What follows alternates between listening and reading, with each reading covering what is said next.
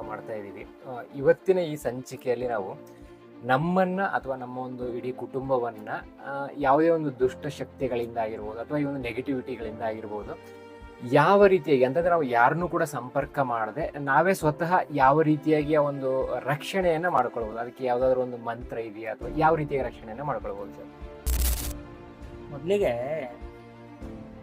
ನಮ್ಮನ್ನ ಮತ್ತು ನಮ್ಮ ಕುಟುಂಬವನ್ನ ಸ್ವಲ್ಪ ಮಟ್ಟಿಗೆ ದುಷ್ಟಶಕ್ತಿಗಳಿಂದ, ಋಣಾತ್ಮಕ ಶಕ್ತಿಗಳಿಂದ ರಕ್ಷಣೆ ಮಾಡುವಂಥ ಅತಿ ವೇಗವಾಗಿ ನಮ್ಮ ಕರೆಗೆ ಹೋಗೋಡುವಂಥವನು ಅಂದರೆ ಇವತ್ತಿಗೆ ಚಿರಂಜೀವಿಯಾದಂತಹ ಹನುಮಂತ. ಆಂಜನೇಯ ರುದ್ರಾಂಶ ಸಂಭೂತನಾದ ಕಾರಣ ಆತ ಬ್ರಹ್ಮರಾಕ್ಷಸಾದಿಗಳನ್ನು ಸಂಹಾರ ಮಾಡುವ ಶಕ್ತಿ ಇರುವ ಕಾರಣ ವಾಯುಪುತ್ರ ಅಷ್ಟೇ ವೇಗವಾಗಿ ಬರ್ತಾನೆ. ಹನುಮಂತನ ಉಪಾಸನೆ ಮಾಡಿದ್ರೆ ನಾವು ರಕ್ಷಣೆಯನ್ನ ಬಹುಮಟ್ಟಿಗೆ ಬಿಟ್ಟುಕೊಳ್ಳಲಿಕ್ಕೆ ಸಾಧ್ಯ. ಈ ಸಂಚಿಕೆಯಲ್ಲಿ ಎಲ್ಲರೂ ಕೂಡ ಗುರು ಉಪದೇಶವಿಲ್ಲದ ಹಾಗೆ, ಋಷಿ ಛಂದಸ್ಸು ನ್ಯಾಸದ ಅವಶ್ಯಕತೆ ಇಲ್ಲದ ಹಾಗೆ ಕೆಲವೊಂದು ಅರಣ್ಯ ಮಂತ್ರಗಳಿರ್ತವೆ. ಆ ಮಂತ್ರಗಳನ್ನು ಎಲ್ಲರಿಗೂ ಕೂಡ ಇವತ್ತು ತಿಳಿಸ್ಲಿಕ್ಕೆ ಇಷ್ಟಪಡ್ತೀನಿ.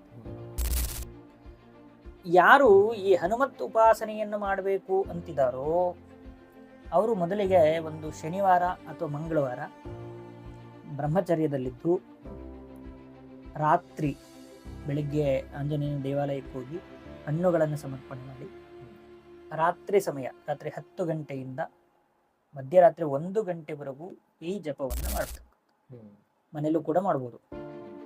ಈ ಮಂತ್ರವನ್ನು ಜಪ ಮಾಡಿ ಕನಿಷ್ಠ 3 ಗಂಟೆ 3-3.5 ಗಂಟೆ ಆಸುಪಾಸಿಗೆ ಜಪವನ್ನು ಮಾಡಿ ಅದನ್ನ ನೆಲದ ಮೇಲೆ ಮಾಡಬೇಕು.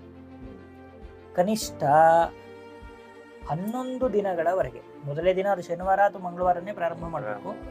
11 ದಿನಗಳವರೆಗೆ ಮಾಡಬೇಕು. ಪ್ರತಿದಿನ ಅಥವಾ ಸಾತ್ವಿಕ ಆಹಾರ ಊಟ ಮಾಡಬೇಕು, ಬ್ರಹ್ಮಚರ್ಯವನ್ನು ಪಾಲಿಸಬೇಕು, ದೇವಾಲಯಗಳಿಗೆ, ಆಂಜನೇಯನ ದೇವಾಲಯಗಳಿಗೆ ಅಥವಾ ರಾಮನ ದೇವಾಲಯಗಳಿಗೆ ಹೋಗಬೇಕು, ಹಣ್ಣನ್ನು ಸಮರ್ಪಣೆ ಮಾಡಬೇಕು, ಬರಬೇಕು. ಈ ಮಂತ್ರದ ಇಷ್ಟು ಅನುಷ್ಠಾನ 11 ದಿನ ಮುಗಿದ ನಂತರ